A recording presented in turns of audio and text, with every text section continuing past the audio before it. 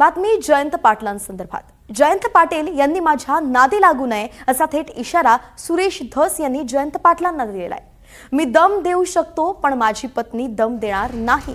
मी जर उलटा फिरलो तर तुम्हाला नीट सोडणार नाही असा इशारा सुरेश धस यांनी दिलेला आहे। दरम्यान दुधाच्या प्रश्नावरती जयंत पाटील यांनी अधिवेशनात आरोप केले होते, त्यावर उत्तर देताना सुरेश धस यांनी थेट इशाराच दिलेला आहे।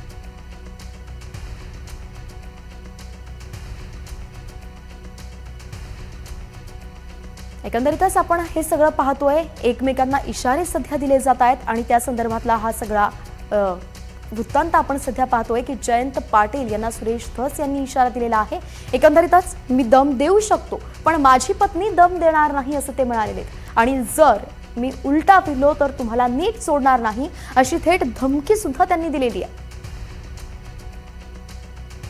तर हे सगळं जे काही होतंय ते दुधाच्या प्रश्नावरून होतंय, जो प्रश्न जयंत पाटील यांनी अधिवेशनात विचारला होता आणि काही आरोपही केले होते।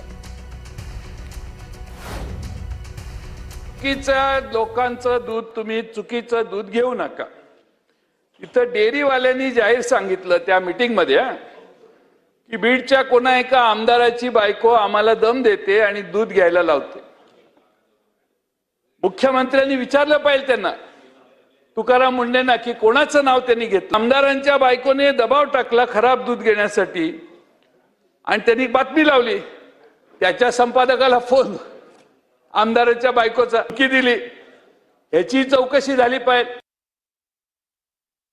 पाटील हे कायमस्वरूपी त्यांना एक फार छंद आहे कोणाच्याही कुठेही डावचायचा। तर मला वाटतं त्यांनी माझ्या नादी लागू नये। मी सोपा डावचायचा माणूस नाही। मी जर उलटा फिरलो तर तुम्हाला सुद्धा नीट सोडणार नाही।